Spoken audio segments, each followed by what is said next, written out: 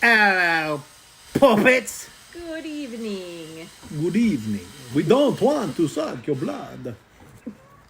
Oh, wow. You know the guy on Electric Company, the Count Dracula? He always Electric Company? or Sesame Street. You know the dude. The Count. The Count. Yeah. Yeah. 1 episode. 2 episode. We think it's number 24. We have We've lost count. we've lost count, Jake. We have no idea. We think it's number 24. Jake. Hey, Debbie. We're talking about gratitude today. Why? Well, it's the thing to do when you really want to go punch something. When you have no control over the wind that tries to destroy your garden. We just have a lot of crap going on, as you do too, right? Our house is in turmoil. We're getting kind of a mini remodel done. The wind is still going. Lisa's favorite, isn't it? Howling. Oh, God.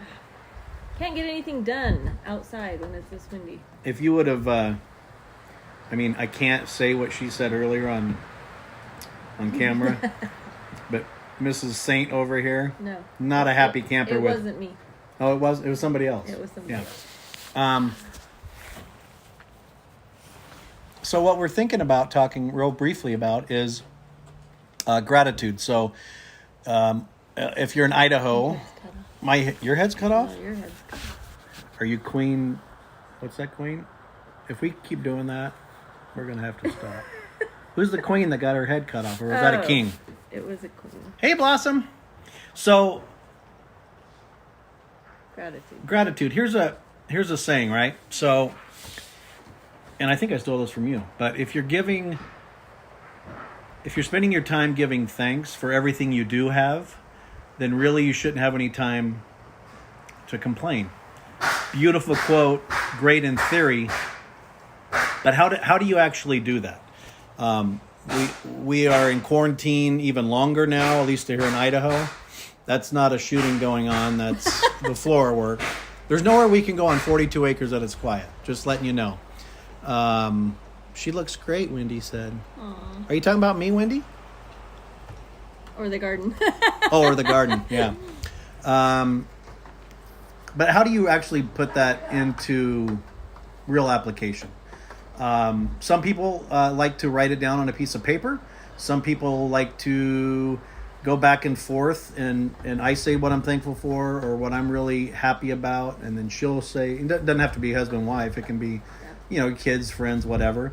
But really, it's where you put your focus on, and it's not easy sometimes because let me tell you, every turn today, I'm surprised I don't have 2 less chickens. I wanted to strangle a chicken. Not that the chicken was causing the problem, but I wanted to lash out irrationally. Well, you just get to that point where you start to get frustrated. I think a lot of people are at that point right now. We still don't really have clear answers about what's going on. They're extending the stay-home order, and I think it's frustrating.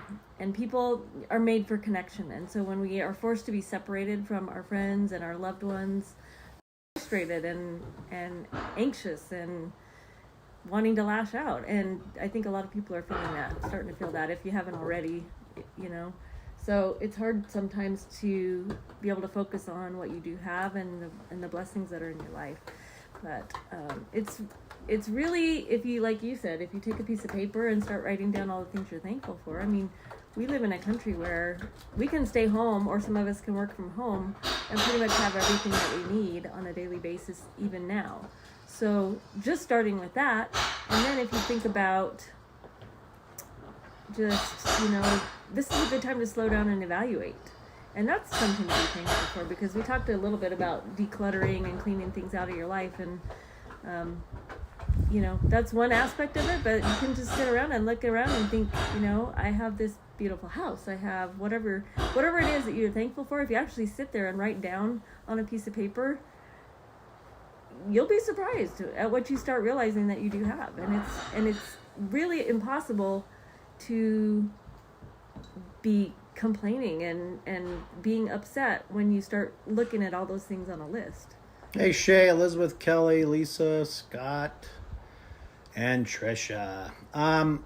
Yeah, but you know, it's human nature, I think, just Sure. to gripe. It's really easy to complain, right?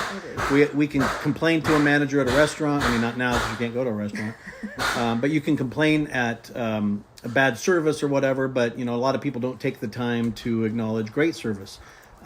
It's very similar. We can talk about, oh, this sucks, and I can't go to work, and my money's not coming in, and what the heck's $1,200 stimulus check going to do, and easy trap to fall into, really easy, and it sucks. And it can become a habit very easily. Yeah, absolutely. Something that you just So- naturally do. You just have to have someone to maybe hold you accountable or to help you, is a better term. You just stop it, right? You just stop it when it starts happening. You, for us, I walk out and spend time with the goats. I walk out and spend time with a horse. I go for a walk. Whatever it is that you guys like to do, that can take your mindset off of that pattern, because it's a pattern. Hey, Stephanie and Kevin. Jake says, we had a drive-by happy birthday for my grandma today. She turned 90 years old. So it was really hard not being able to stop Let's see. and give her a hug. Stop and give her a hug. Yeah. And, you know, that's our company is neurobalanced, right? Outside the farm. And the whole premise behind that is connection and rewiring the brain. And now, I mean, we had a longtime friend stop by today. Yes, we kept our distancing. We haven't seen him in a long time. And my natural reaction was, you know, go give him a hug. Now we can't. And it's just, right? So you have to try your best, whatever it is that you can, whatever works for you, to get your mindset in a more optimistic mode. It's not easy. It really is a habit. I'm not talking like fake, motivational, like, oh, I'm feeling great. Life is splendid. Look at this. I mean, but whatever works for you. And usually it's different for every person out there. So just be thankful for what you have, and don't try not to take the time to look at what you don't have or what you can't have or what you think you have, because it's a horrible spiral. Mm-hmm. And what it does is it robs your joy for the present. Yeah. You know, we're all worried about what happened yesterday. We're freaked out about what happens tomorrow. And when one leg's in yesterday and one leg's in today, we're taking, or tomorrow, when one leg's in tomorrow, we're taking a crap on today. It robs our joy. Don't let something rob your joy. Amen, brother. Amen. So, you know, we just wanted to send you a word of encouragement. We didn't really have a specific topic or planting, and we'll get back to that. But I just felt that it was wise to maybe share that, you know, we're struggling too. I mean, everybody has their struggles. We still have bills. We still have payments. We still have a 42-acre farm that, you know, I can't say, oh, you know, can you take payment in December, right? We all have those issues.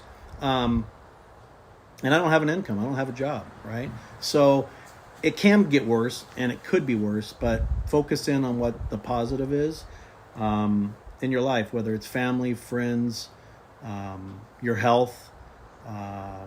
Be grateful that you have a minute right now to slow down, take a breath, evaluate, assess, look around, you know, and just have a second to breathe and smell the flowers and be able to start thinking about the things that you might take for granted all the time. You know, you can actually sit there and go, okay, I'm going to make a list. This is what I'm thankful for. This is what I have. These are the blessings in my life. And that's people, or it's, you know, whatever it is for you.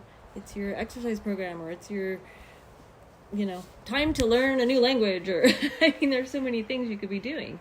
And it's just nice to actually think about being thankful for the slowdown that we have in our lives right now, and being able to reflect on things. Well said. And with the slowdown and all these, you're welcome, Jake. We appreciate you guys tuning in. This is like almost a month in a row. Getting there. We've never done anything like this, and we didn't really know how it would be received. And and we've had some good impact and good input, and hopefully some good impact. Try to educate and enlighten and maybe share a little bit of entertainment or comedy. Well, sorry, I try to be funny, but usually I'm not, because I'm stuck on an island with Gilligan. I have no idea where that came from, right? This is the randomness that I live with every day. Yes. And everyone... And I'm thankful for it. Hey, yeah, you're blessed, right? Scott says perhaps the divorce rate will drop now that people can be together.